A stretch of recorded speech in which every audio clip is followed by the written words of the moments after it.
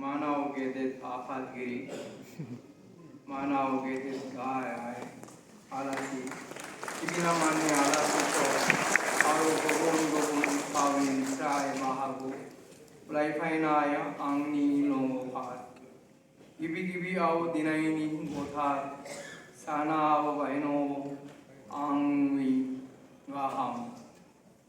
हम लाए नाय जासी हकाई बोरो हरी का बोरो पानी मुंगा बजाय बान थोको आंग नोम गाथाए दो बेनी थाकाए बोरो पानी ट्रस्ट नो गंगलाई सवाए फल बाबा हरना जावाए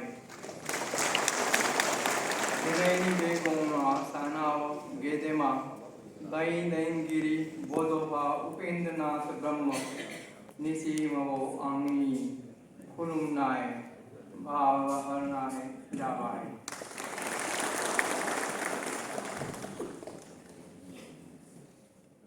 मुझे याद है कि बोडो एकॉर्ड होने वाला था। सांसुमा के बंगले पर हम लोग बैठे थे और उस समय के जो चीफ थे उन्होंने कई दोस्तों के साथ बैठ के पूछा कि आप हैदराबाद सर से बात हो रही थी कि आप दिल्ली वाला एक प्रोफेसर ब्राह्मण बोडो के साथ क्यों जुड़ना चाहता है, क्यों काम करना चाहता है। मैंने कहा ऐसा है कि गांधी जी के आश्रम में रहते ये हुआ कि भारत की सेवा करनी है और पिछले 15-20 साल से मुझे आसाम जाने का मौका मिला। 85 में हमने काका साहब कालेलकर सेंटेनरी यहाँ मनाई गोपीनाथ बरदोलोई परिवार के साथ। फिर 94 में हमने गोपीनाथ बरदोलोई का सेंटेनरी पूरे देश में मनाया, दिल्ली में, अहमदाबाद में, बॉम्बे में। उसके बाद आसाम के बारे में कुछ मित्र बने। महेश्वर नियोग प्रोफेसर हमारे अच्छे गुरु थे। आसाम के बारे में परिचय मिला। बोडोलैंड का आंदोलन चल रहा था। उससे पहले जब हम छात्र थे तो बोधोफा उपेंद्रनाथ ब्रह्म आसाम में क्या काम कर रहा है, छात्र आंदोलन कर रहा है, वो हमको मालूम था। तो एक दृष्टि आई कि नॉर्थ ईस्ट हिंदुस्तान का सर है, यहाँ सबसे पहले सूरज भारत का उदय होता है और इस नॉर्थ ईस्ट का जो गोमुख है, गेटवे ऑफ नॉर्थ ईस्ट है, वो बोडोलैंड है। अगर बोडोलैंड अशांत रहता है, बोडोलैंड अगर हिंसा से त्रस्त रहता है, तो पूरा नॉर्थ ईस्ट आसाम कभी भी शांति या प्रगति नहीं कर पाएगा। तो जब मैं नागरी लिपि परिषद का जनरल सेक्रेटरी बना 97 में, तो 98 में मैं गुवाहाटी आया और एक मुझे ग्रेट फिलोसोफर दोस्त मिला, विनेश्वर ब्रह्म, आफतगिरी, बोडो साहित्य सभा। उस समय एंटी नागरी लिपि मूवमेंट चल रहा था। तो उस समय हमने विनेश्वर ब्रह्म को कहा कि एकमात्र ये आदिवासी भाषा है जिसने नागरी लिपि को अपनाया है, और उसकी भी कहानी थी। बोडो जाति रोमन लिपि के लिए आंदोलन कर रही थी, इमरजेंसी लग गई। इंदिरा जी हमारे आश्रम में आई काका साहब कालेलकर के पास और कहा कि वहाँ आसाम में बोडो जाति का आंदोलन चल रहा है, वो रोमन लिपि मांग रहे हैं। तो काका साहब ने कहा कि गांधीयन दृष्टि में उनको असमिया लिपि लेनी चाहिए बोडो जाति को। अगर वो एग्री नहीं है तो उनको नागरी लिपि दीजिए, रोमन लिपि मत दीजिएगा, क्योंकि वो अवैज्ञानिक है, अनसाइंटिफिक है और वो बोडो जाति को देश के साथ नहीं जोड़ेगी। और इंदिरा जी ने एक सेकंड नहीं लगाया, बोडो नेताओं को बुलाकर नागरी लिपि दी और होम मिनिस्ट्री ने विदिन 45 डेज, मैं उसका कोऑर्डिनेटर था उस समय, मैं पीएचडी कर रहा था दिल्ली यूनिवर्सिटी में, और हम लोगों ने बोडो भाषा के लिए जितनी भी प्राइमरी स्कूल की किताबें थी दिल्ली से छाप के हमने भेजी।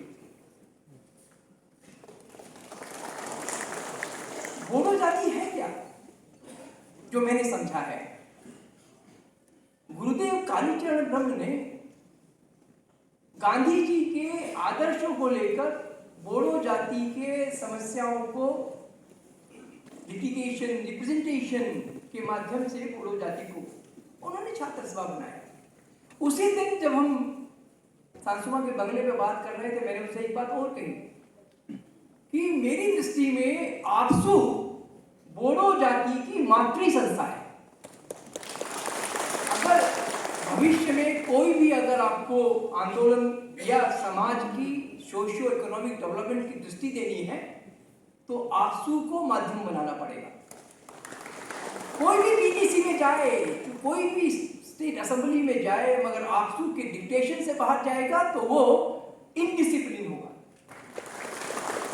बोडो साहित्य सभा का जो रोल है हमने बहुत स्पष्ट समझ रखा है शुरू से।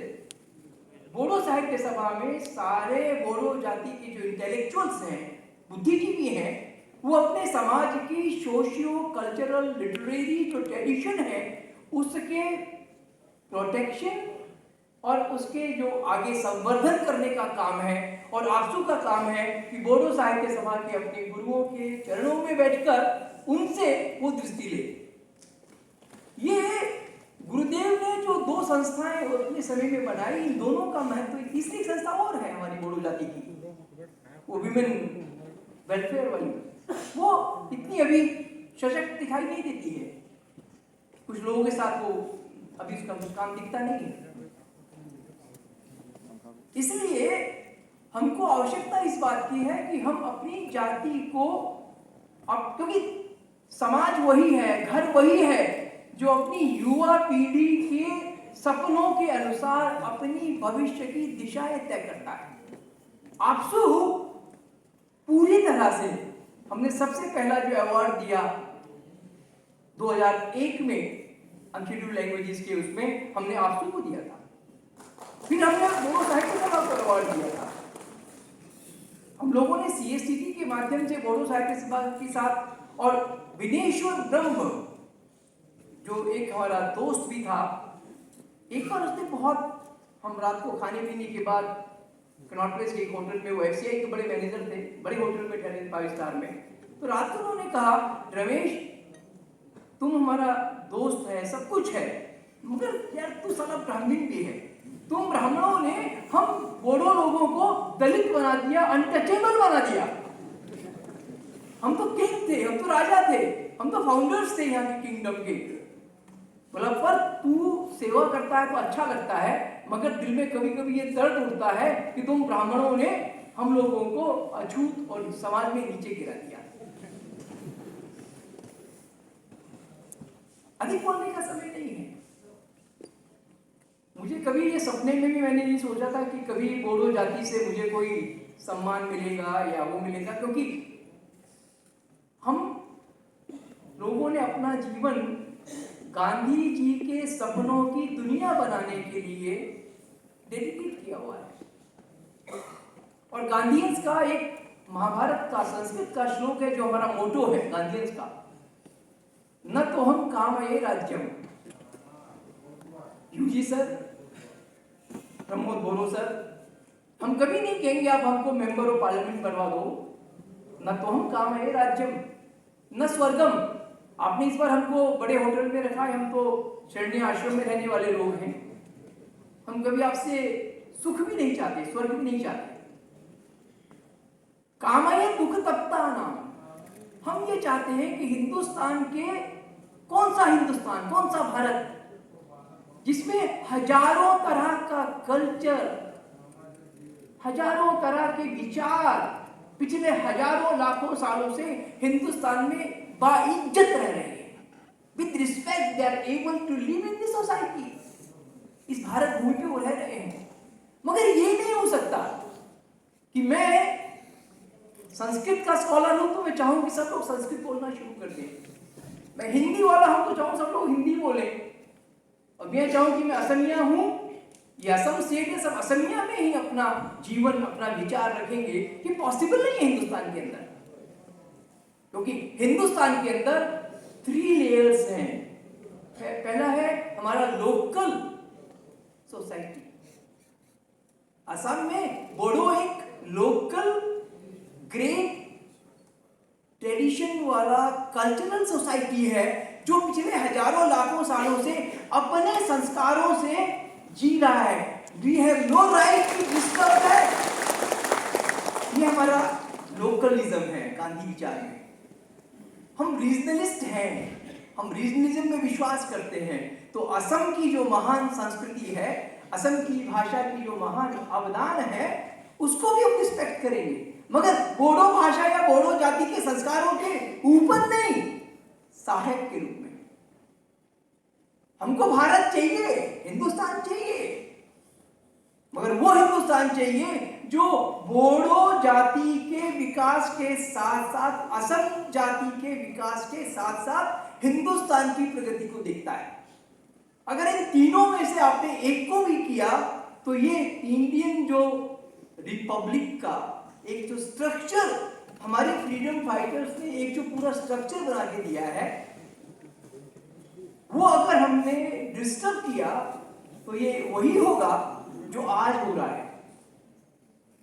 मुझे याद है कि जब बोडो मेला हमने ऑर्गेनाइज किया, उस समय मुरली मनोहर जोशी हमारे चीफ गेस्ट थे। उन्होंने मुझसे कहा, रमेश, बीटीसी बन रही है, पॉलिटिकल पावर इन लोगों को मिल रही है, मगर कितना मुश्किल होगा कि ये लोग अपनी एकता को बना के रखते हुए अपने बोडो समाज के कल्याण के लिए सोचेंगे। ये पॉसिबल नहीं, क्योंकि पॉलिटिक्स वो गंदी चीज है, पावर वो गंदी चीज है जो भाई भाई को अलग कर देती है। तो मैंने कहा कि हाँ, कोई बात नहीं। हमारे काका साहब कालियकर कहा करते थे कि सूरज जब सौर मंडल से अलग हुआ तो आग का पिंड था, उसको जीने लायक बनने में लाखों साल लगे। अगर बोडो जाति की सही उन्नति का रास्ता हमको 30 साल बाद भी मिलेगा, खूब हम आपस में लड़ेंगे, पावर स्ट्रगल करेंगे, अलग अलग ग्रुप में जाएंगे, कोई बात नहीं, पर एक दिन आएगा कि उन सब हमारे दोस्तों को याद आएगा अपने उस बोडो जाति का, बोडोलैंड का इतिहास, और हमारे जो आज के कल के आने वाले बच्चे हैं, इनके फ्यूचर को क्रिएट करने का एक इनको सपना दिखाई देगा। हम शांत थे 20 साल से, हम नहीं आ रहे थे बोडोलैंड। आपसू ने बुलाया, बोडो साहिब साहब ने बुलाया, हम आए, पर हमने यहाँ के पॉलिटिकल में जो भी हमारे, क्योंकि चाहे नारझारी हो, चाहे नाथूराम जी हो, चाहे हमारे विश्वजीत हो, चाहे यू जी हो, चाहे संसुआ हो, ये सब तो हमारे दोस्त हैं।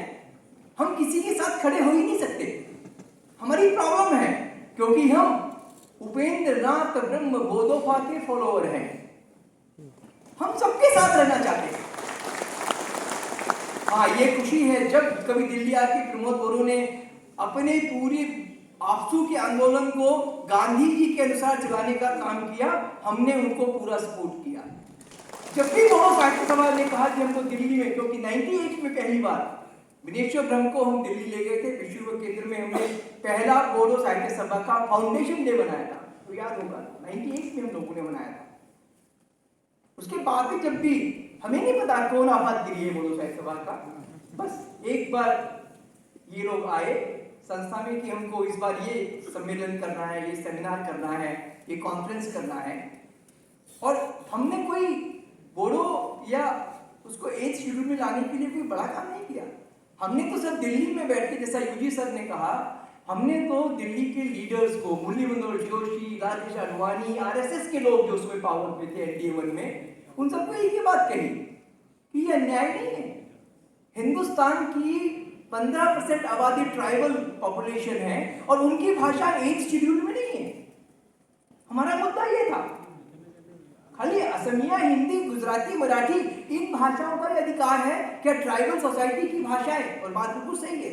हमारा दोस्त सालखन मुर्मू एमपी था, आज जो राष्ट्रपति हैं रामनाथ कोविंद जी, उन्होंने हमारे हर कॉन्फ्रेंस, हर सेमिनार, हर सम्मेलन में हमारा साथ दिया, और वो यही कहते थे कि हाँ, ये क्योंकि रामनाथ कोविंद जैसे हमने 22 एमपी लोकसभा राज्यसभा में तैयार किए थे, जो इस बात को पार्लियामेंट में उठाए कि ये अन्याय हो रहा है पिछले 65 साल से 60 साल से हिंदुस्तान में कि कोई भी ट्राइबल लैंग्वेज जो है वो 8th शेड्यूल में नहीं है। नेशनल बोडो मेला के बाद हमने संकल्प किया था कि हम, हमारे साथी थे नागालैंड गांधी आश्रम चलाते थे नटवर ठक्कर, हमारे संप्रदाय के, हमारे स्कूल के थे। तो मेरी इच्छा हुई, मैंने एक बार कहा भी यूजी से कि मेरी भी इच्छा है कि मैं बोडोलैंड गांधी आश्रम बनाऊं। अभी कल और आज जो चर्चा प्रमोद बोरोजे से हुई वो यही थी कि अब बोडोलैंड में विकास की दृष्टि क्या होनी चाहिए, क्योंकि वहां मुस्लिम्स की भी प्रॉब्लम है, वहां आदिवासियों का भी संघर्ष है। ये सब इश्यूज कैसे होंगे? कारण क्या है कि जो पॉलिटिकल लीडर्स हैं वो नहीं चाहते कि जो रियल इश्यूज है हिंदुस्तान के वो एड्रेस हों। सारे लीडर्स यही चाहते हैं कि लड़ते रहें, हम राज करते रहें। रियल जो इशू है वो है सोसाइटी का सोशियो इकोनॉमिक डेवलपमेंट। और सोशियो इकोनॉमिक डेवलपमेंट कैसे होगा? प्रमोद बोरोजी आपको बीटीसी को हजारों एकड़ जमीन इस गरीब बोडोलैंड जनता की कब्जा किए हुए लोगों से मुक्त करके आपको एक गांधी की दृष्टि देनी पड़ेगी। आज क्या है, हमको स्मार्ट सिटी चाहिए, हमको स्मार्ट विलेज चाहिए। हमारी दृष्टि में ये नहीं आ रहा है कि वो जो किसान खेत में काम कर रहा है, गांव में काम कर रहा है, उसको उपज का पैसा पूरा मिलता है, नहीं मिलता है। मुस्लिम कम्युनिटी है बोडोलैंड में, हमको नहीं भूलना चाहिए कि पूरी मुस्लिम कम्युनिटी कौन है? वो आर्टिजन्स हैं, वो चाहे कारपेंट्री के हों, चाहे वो मोटर मैकेनिक हो, सारे काम उनका एरिया वो है। और पिछले हजारों लाखों साल से बोडो जाति खेती के माध्यम से, एग्रीकल्चर के माध्यम से, क्योंकि अगर हम जब रिसर्च करते हैं तो चावल भी अगर भारत में नॉर्थ ईस्ट में आया तो हम ये कहते हैं साइनो टिबेटन बोडो जाति नहीं करेंगे। झूम खेती जो है वो बोडो जाति नहीं करेंगे, उसकी ट्रेडिशन है, लैंड पे उसका नेचुरल हक है, जंगलों पे उसका नेचुरल हक है। और बाकी जो लोग बाहर से आकर इधर इस बोडो एरिया में आ गए हैं, हम उनका भी भला चाहते हैं, उनके भी सोशियो इकोनॉमिक डेवलपमेंट के लिए हमको स्कीम्स बनानी है जिससे कि वो भी 2 वक्त रोटी खा के शांति से रह सके। मगर बहुत बड़ा मिशन है ये। ठीक है, 10 साल लगेंगे, 20 साल लगेंगे, मगर पूरी दुनिया को वापस तो इसी रास्ते पे, गांधी के रास्ते पे आना पड़ेगा। क्या? सिर्फ एक ही रास्ता है कि इंडिजीनियस नॉलेज सिस्टम जिस पर हमारी अपनी अपनी सोसाइटी सरवाइव कर रही है, चल रही है, उस इंडिजीनियस नॉलेज सिस्टम को जो मॉडर्न साइंस और टेक्नोलॉजी है उसके साथ जोड़ के हमें सोसाइटी का सोशियो इकोनॉमिक डेवलपमेंट करना है। उसके लिए हमको प्लान करना है। और भगवान से यही प्रार्थना करूंगा कि अभी जो बोडो जाति को नया नेतृत्व मिला है, नई लीडरशिप मिली है, वो अपने सब साथियों को बुलाए। हम सब आपसों के बच्चे हैं, हम सब उपेंद्रनाथ ब्रह्म बोधोपा के बच्चे हैं।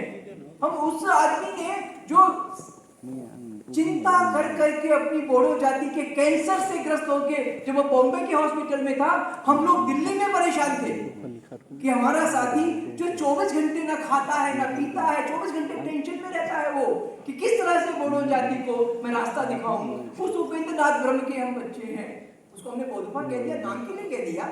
उसका एक ही सपना है कि बोडो जाति किस तरह से अपने सोशियो इकोनॉमिक डेवलपमेंट को करते हुए, अपनी कल्चरल ट्रेडिशंस को, अपनी इंडिजिनियस नॉलेज सिस्टम को प्रोटेक्ट करते हुए, उसको और ज्यादा समृद्ध करते हुए किस तरह से भारत के अंदर ये दिखाए, एग्जाम्पल बने, उदाहरण बने दुनिया के लिए कि हम डिस्टिंक्ट हैं। हाँ हैं, हम सबसे अलग हैं।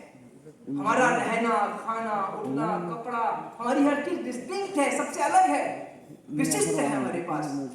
उसके बाद भी हम इस हिंदुस्तान को एक न्याय प्रिय समाज बनाने में पूरा कंट्रीब्यूट करेंगे। प्रमोद जी, आपने आह्वान किया है और हमारी भी उम्र हो गई है। ठीक है, हम दिल्ली की जो हमको ऑफर हुई है वाइस चांसलरी, हम वाइस चांसलर नहीं बनेंगे, छोड़ देंगे। जब आप कहेंगे हम बोडोलैंड तक कोकराझार आएंगे, बोडोलैंड गांधी आश्रम बनाएंगे और दिल्ली में गांधी हिंदुस्तानी साहित्य सभा जिस तरह से पिछले 23 सालों से बोडो जाति के हर अच्छे काम में साथ में है, हम आपको आज भी ऑफर करते हैं कि आप आइए, हम आपको एक हॉल देंगे, आपको सारी सुविधाएं देंगे और एक पॉलिसी बोडो जाति के लिए सेंटर फॉर पॉलिसी रिसर्च कि किस तरह के हमको एग्रीकल्चर डेवलपमेंट करते हैं, किस तरह से हमको सिल्क में हमको रिसर्च करना है और उसमें साइंस टेक्नोलॉजी को जोड़ के, क्योंकि हमें याद है जब हम नए जुड़े थे तो हमने बोडो साहित्य सभा के साथ मिलके commission for science and technical technology साथ हमने सारे वॉल्यूम्स बनवाए, thanks to then minister Murli Manohar Joshi ji और उस समय के चेयरमैन। हम लोगों ने 20 से ज्यादा वॉल्यूम्स तैयार कर दिए थे विद इन 5 इयर्स। तो अभी भी हम लोग जो है दिल्ली में बैठकर जो भी इनपुट हमको अपने, क्योंकि हमको एक एग्जाम्पल बनाना है और वही बात जहां से मैंने शुरू की थी, क्योंकि श्री रामपुर बॉर्डर से लेकर गोसाई गांव, कोकराझार, गोंगाई गांव, नलबारी, गुवाहाटी तक का जो क्षेत्र है ये पूरा बोडो एरिया है और ये हमारा नॉर्थ ईस्ट का मुख्य द्वार है। ये छोटा सा गोमुख है, ये रास्ता है जो हमें पूरे नॉर्थ ईस्ट को हिंदुस्तान के साथ जोड़ता है। उसको हम एक गांधी जी के सपनों का सुंदर, न्यायप्रिय, समृद्ध समाज बना सके, उसके लिए। और एक बार पुनः मैं उपेंद्र नाथ ट्रस्ट का बहुत आभारी हूँ कि आपने मुझे ये अवसर दिया और ये मुझे पुरस्कार दिया। मैं इसके योग्य नहीं हूँ क्योंकि कार्यकर्ता अवार्ड्स के लिए नहीं होते हैं। हम लोगों ने जब भी कार्यक्रम किया दिल्ली में बोडो साहित्य सभा का या आसू का, हम कभी मंच पे नहीं बैठे, हमारा काम ही नहीं है मंच पे बैठना। मंच पे तो विश्वजीत बैठेगा, यूजी ब्रह्म बैठेगा, शांतुमा बैठेगा, नाथुराम बैठेगा, हमारे ये दोस्त बैठेंगे। क्योंकि मुझे याद है आसाम के साथ हमारा रिलेशन क्या है। गोपीनाथ बरदोलोई ने गुवाहाटी यूनिवर्सिटी बनाई, गांधी जी के पास गए कि काका साहब कालेलकर को हम दे दीजिए, हम इनको वीसी बनाएंगे। तो काका साहब कालेलकर ने कहा कि नहीं, असम जाति को, असम जाति का कोई स्कॉलर वाइस चांसलर दीजिए जिससे कि पूरा स्टेट, पूरा असम उनसे इंस्पायर हो सके। हम बाहर के लोगों का अधिकार नहीं है यहाँ पर बैठने का, हमको तो इनमें से अच्छे लोगों को खड़ा आपके सामने करना है जिससे प्रेरणा पाके पूरी बोडो जाति आगे बढ़े। एक बार प्रभु से द्वारा प्रार्थना है कि वो हमें शक्ति दे कि हम सब मिलकर, हम किसी भी पॉलिटिकल पार्टी में रहें, किसी भी ग्रुप में रहें, मगर सोचेंगे यही कि किस तरह से बीटीसी की जो जियोग्राफिकल लिमिट्स हैं उसके अंदर रहने वाले लोगों को, चाहे वो किसी भी जाति के हो, किसी भी धर्म के हो, उन सबको हिंदुस्तान का एक सुखी, शांति प्रिय, न्याय प्रिय नागरिक बना सके। बहुत बहुत आभार।